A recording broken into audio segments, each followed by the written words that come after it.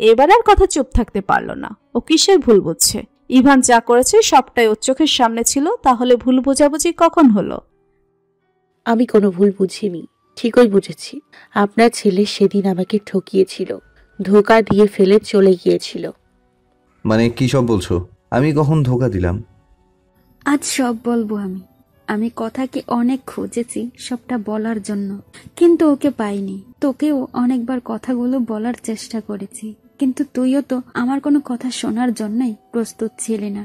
আজ সবটা ক্লিয়ার করতে চাই, তাতে যদি আমাদের পাপের পাল্লাটা একটু হালকা হয়। তারপর পারভিন বেগম ইভান আর কথা অতীতের স্মৃতিতে ডুব দিল। নামকরা রাজনৈতিক নেতা ইলিয়াস চৌধুরীর একমাত্র ছেলে মাসুদ আল ইভান। পড়াশোনার প্রতি তার মনোযোগ কোনো কালেই ছিল না। সারাদিন বন্ধু বান্ধবদের সাথে হই হই রই রই করা ছিল তার নিত্যদিনের কাজ। কিন্তু বাবার কারণে পড়ালেখা ছাড়তেও পারছে না। না চাইতেও সে পড়াশোনা নামক ঝামেলার সাথে ওতপ্রোতভাবে জড়িত। সবে কৈশোর থেকে 18 বছরে পদার্পণ করেছে ইভান। কলেজের ইন্টার সেকেন্ড ইয়ারে পড়ে। ওদের কলেজটা ছিল school and college. Ilias Chowdhury এমনি ছেলেকে যতই ছাড় দিত না কেন, পড়ালেখা নিয়ে কোনো ছাড় দিত না। আর তার ছেলে কোনোভাবে পড়ালেখার সাথে ব্রেকআপ করতে পারলেই হলো। ইভান বেশ হাস্যোজ্জ্বল, হই হই করে করে বেড়ানো স্বভাবের। ইভান যে স্কুল অ্যান্ড কলেজে পড়তো, সেই স্কুল অ্যান্ড কলেজেরই 9ম শ্রেণীর ছাত্রী ছিল কথা।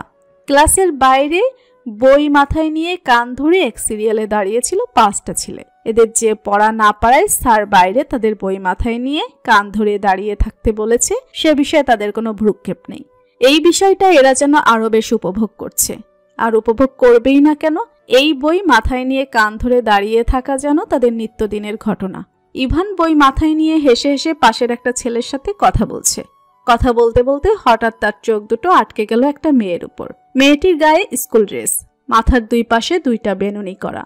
দুহাত দিয়ে 2 বেনুনি নাড়তে নাড়তে হেলে দুলে ওদের দিকেই হেঁটে আসছিল মেয়েটি। ইভান এক দৃষ্টিতে মেয়েটির দিকে তাকিয়ে আছে। এই মুহূর্তে এই পৃথিবীর সবকিছু যেন ওর কাছে ঝাপসা, শুধুমাত্র ওই মেয়েটি ওর চোখের সামনে দৃশ্যমান। মেয়েটি ওর সামনে থেকে হেঁটে যাওয়ার সময় হঠাৎ পাশের একটা ছেলের ধাক্কায় ইভানের মাথা থেকে বইটি পড়ে গেল। এই মেয়ে। কথা আশেপাশে তাকিয়ে বলল, জি, আমাকে বলছেন? এদিকে এসো। কথা কপাল কুঁচকে ইভানের সামনে দাঁড়িয়ে বলল, জি, কিছু বলবেন? বইটা মাথায় উঠিয়ে দাও। কথা বইটা উঠিয়ে অসহায়ের মতো ইভানের মুখের দিকে তাকিয়ে আছে। কারণ ইভান বেশ লম্বা, আর কথা ইভানের মাথা নাগালে পাচ্ছে না যে বইটা ওর মাথায় রাখবে। ইভান কথার মুখের দিকে তাকিয়ে ব্যাপারটা বুঝতে পেরে মাথা নিচু করে দাঁড়ালো।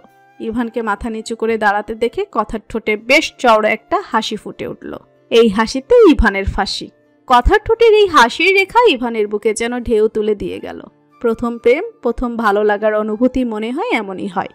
ইভানের এমন এক দৃষ্টিতে তাকিয়ে থাকার মধ্যেই কথা ইভানের মাথার উপর বইটা রেখে চলে গেল। মেয়েটা কে রে? কোন মেয়েটা? ওই মেয়েটা। কথার দিকে ইশারা করে বলল, আরে ওই মেয়েটা তো আমাদের ক্লাসের কবিরের বোন। শুনেছি পড়ালেখায় হেভি ফাস্ট, ক্লাস 9 বা 10-এ পড়ে। ক্লাস 9-10-এর সামনে দাঁড়িয়ে আছে ইভান আর তার বন্ধুরা। ক্লাস 9-10 2টা ক্লাস পাশাপাশি হয়ে উপকারী হয়েছে। ওরা এখনো জানে না কথাটি কোন ক্লাসে পড়ে। এখন একসাথে 2টো ক্লাসের উপরই নজর রাখা যাবে। 2টা ক্লাসে উকিঝুঁকি দিতে দিতে হঠাৎ ইভানের চোখ জোড়া আটকে গেল। সে তার কাঙ্ক্ষিত ব্যক্তিকে খুঁজে পেয়েছে। কথাকে খুঁজে পেয়ে নিজের অজান্তেই ইভানের ঠোঁটের কোণে এক চিলতে হাসি ফুটে উঠল। ও, তাহলে তুমি ক্লাস 9-এ পড়ো? পিচ্ছি একটা। কিছু বললি? না, ওই দেখ, ওইটা তোদের ভাবি। কথার দিকে দেখিয়ে বলল, আজ থেকে নজরে নজরে রাখবি। এই রে ইভান প্রেমে পড়েছে। এই চিল্লাচিল্লি করছিস কেন? মারতে চাইছিস নাকি আমাকে? বন্ধু, ট্রিট কই? চল, আজ তোদের সবাইকে ট্রিট দিব। কথা ক্লাসে আসতেই দেখে প্রথম বেঞ্চ ফাঁকা। প্রথম বেঞ্চ বাদ দিয়ে অন্য সব বেঞ্চে সবাই বসেছে। আর এই বেঞ্চের উপরে একটা টকটকে লাল গোলাপ ফুলও রাখা। কথা কপাল কুঁচকে গোলাপ ফুলটা দেখে তাকিয়ে বলল, এই লাবণী, আজ ফার্স্ট বেঞ্চে কেউ বসেনি কেন? জানি না রে, এসে থেকেই শুনেছি বড় ভাইরা নাকি ফার্স্ট বেঞ্চে বসতে বারণ করেছে। কিন্তু আমি তো ফার্স্ট বেঞ্চেই বসবো, দেখি কে কি করে। তুইও তোর বই খাতা নিয়ে এসে পড়। বলে ফার্স্ট বেঞ্চে বসে পড়ল। একটু পর কি যেন ভেবে কথা গোলাপ ফুলটা হাতে নিল। এতক্ষণ সবকিছুই জানালার পাশে দাঁড়িয়ে ইভান আর তার বন্ধুরা দেখছিল। কথাকে গোলাপ ফুলটা হাতে নিতে দেখে ইভানের মুখে বেশ লম্বা চওড়া একটা হাসি ফুটে উঠল। কিন্তু এই হাসির মেয়াদ দীর্ঘস্থায়ী হলো না, কারণ কথা ফুলটা নিয়ে ক্লাসের ময়লা ঝুড়ির মধ্যে ফেলে দিয়েছে। ফুলটা ফেলে দিতে দেখে ইভানের মুখটা একটুখানি হয়ে গেল। এই যা ভাবি, তো ফুলটা ফেলে দিল। কয়টা ফুল আর ফেলবে? একটা ফেললে আমি আর একটা নিয়ে হাজির হব। প্রতিদিন ইভান কথার জন্য বেঞ্চে একটা করে গোলাপ ফুল রাখে, আর কথা প্রতিদিনই গোলাপটা ফেলে দেয়। দুজন যেন গোলাপ রাখা আর ফেলার প্রতিযোগিতা শুরু করেছে। না, এভাবে আর কতদিন। ইভানের কলেজ ছুটি হয়েছে 2টায়, এখন বাজে 4টা। টানা 2 ঘন্টা কথার জন্য রাস্তায় দাঁড়িয়ে অপেক্ষা করছে ইভান। কথার আসার কোনো নামগন্ধই নেই। ইভানের সাথে ওর 3 অথবা 4 জন বন্ধুরাও দাঁড়িয়ে আছে। অবশেষে কথা আসছে। কথাকে আসতে দেখে ইভানের ঠোঁটের কোণে এক চিলতে হাসি ফুটে উঠল। ইভান হাসি মুখে কথার দিকে এগিয়ে গেল ওর সাথে একটু কথা বলবে। হঠাৎ বলা নেই কওয়া নেই কথা রাস্তা থেকে একটা ইট তুলে ওদের দিকে তেড়ে গেল। ইভান পিছনে তাকিয়ে দেখে ওর বন্ধুরা ওকে একা ফেলেই সব হাওয়া। কথার হাতে ইট দেখে ভয়ে একটা ঢোক গিলে পেছনের দিকে ফিরে ভোঁদড় দিল। কথা ভ্রু কুঁচকে ওদের দিকে তাকিয়ে আছে। আসলে কথা একটা কুকুরকে দেখে ইট তুলেছিল। ও কুকুরকে বড্ড ভয় পায়, তাই কুকুর দেখেই ইট হাতে তুলে নিয়েছিল। পরের দিন সকাল সকাল কথা 2 বেনুনি ধরে লাফাতে লাফাতে স্কুলের দিকে যাচ্ছে, আর ওর পেছন পেছন ইভানও আসছে। কিন্তু কথার সেই দিকে কোনো ভ্রুক্ষেপ নেই। সে এমন ভাব করছে যে তার আশেপাশে যেন কারো অস্তিত্বই নেই। এবার কথা দৃষ্টি আকর্ষণের জন্য ইভান কাশাকাশি শুরু করেছে, কিন্তু তারপরও কথার কোনো হেলদোল নেই। ইভান কেসেই যাচ্ছে। কথা ভুরু কুচকে ইভানের দিকে তাকিয়ে বলল, আপনার কি যক্ষা হয়েছে ভাইয়া? কথার কথা শুনে ইভান একটা ভ্যাবাচাকা খেয়ে গেল। বলে কি মেয়ে, ওর নাকি যক্ষা হয়েছে। মানে? সেই তখন থেকে কেসেই যাচ্ছেন। আমি বইতে পড়েছি যে যক্ষা রোগে আক্রান্ত ব্যক্তিরা এভাবে কাশাকাশি করে। না না, আমার ওসব কোনো রোগ নেই। আরে ভাইয়া, লজ্জা পেতে হবে না। রোগ শোক সংবাদ আছে, এই বিষয়ে একদম লজ্জা পেতে নেই। আপনি বরং ভালো একজন ডক্টর দেখান। আপনার মনে হয় যক্ষা রোগটা একটু বেশি ঘাড়িয়ে গেছে, না হয় এত কাশিত হতো না। বলে চলে গেল। আর ইভান ভ্যাবলার মতো কথা চলে যাওয়ার দিকে তাকিয়ে আছে। এভাবেই কেটে গেল কয়েকটি দিন। এর মধ্যে ইভান কথার সাথে কথা বলার জন্য অনেক চেষ্টা করেছে, কিন্তু কথা পাত্তাই দেয়নি। তবে ইভানও হাল ছাড়ার পাত্র নয়। আজ যেভাবেই হোক কথার সাথে কথা বলেই ছাড়বে। সে কখন থেকে রাস্তায় দাঁড়িয়ে আছে কথার জন্য।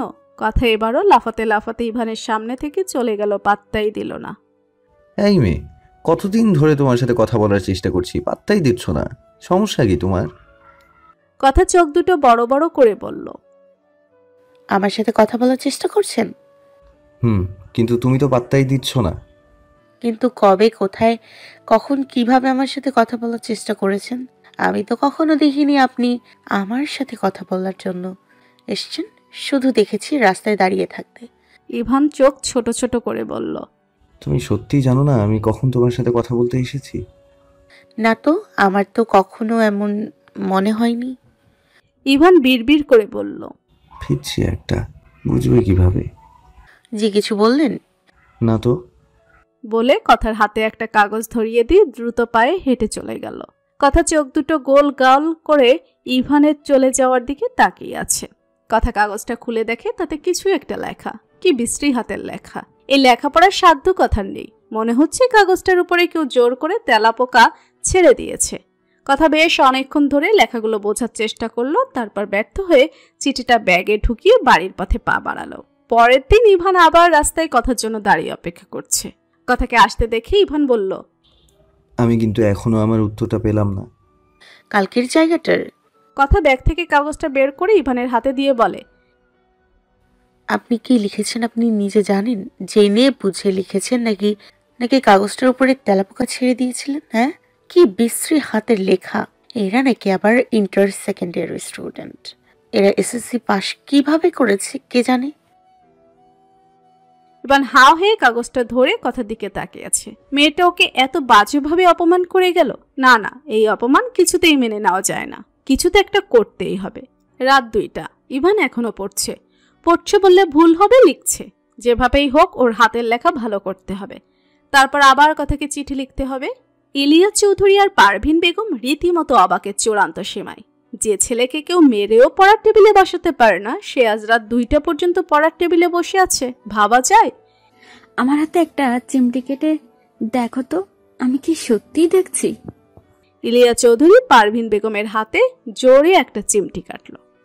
আহ, এত জোরে কেউ চিমটি কাটে? তুমিই তো বললে।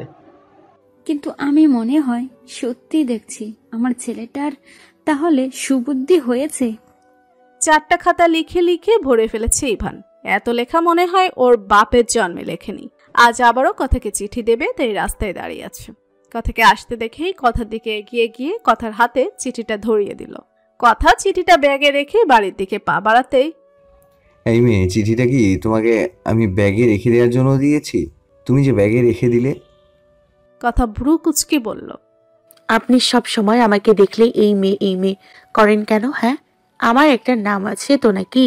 আমার নাম কথা। তো কথু রানী, চিঠিটা বের করে আমার সামনে বসে পড়ো। কথা চিঠিটা খুলে বলল, এগুলো কি লিখেছেন ভাইয়া? আগের ডিম বগের ডিম। হ্যাঁ, আমি মাত্র 9ম শ্রেণীতে পড়ি। আপনার এই ডাক্তারি হাতের লেখা বোঝার বয়স আমার হয়নি। সরি ভাইয়া। বলে ইভানের হাতে চিঠিটা দিয়ে চলে গেল। রাগে ইভানের শরীর রিরি করছে। কত কষ্ট করে কাল সারা রাত না ঘুমিয়ে চিঠিটা লিখেছে ও, আর মেয়েটা কিছু বুঝতেই পারলো না। ওর হাতের লেখা কি এতটাও খারাপ নাকি? না, আরও চেষ্টা করতে হবে। যেভাবেই হোক ওর হাতের লেখা কথাকে বুঝাতেই হবে। 2 দিন পর ইভান আজ আবার রাস্তায় কথার জন্য অপেক্ষা করছে। এই 2 দিনে নিজের রুম থেকেই বের হয়নি। খাওয়া নাওয়া বাদ দিয়ে শুধুমাত্র হাতের লেখা ভালো করার জন্য লিখেছে। হাতের লেখাটা এখন বেশ ভালো হয়েছে, আগের মতো অতটা খারাপ না।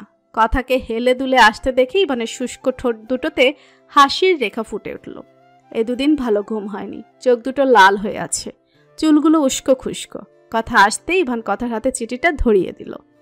নাও এখন পড়ো, দেখো এখন হাতের লেখা বোঝো কিনা। কথা চিঠিটা খুলে পড়া শুরু করলো। প্রিয় কথু রানী, দেখো আমি বেশি পেঁচিয়ে কথা বলতে পারি না, তাই সরাসরি বলছি, আমি তোমাকে ভালোবাসি।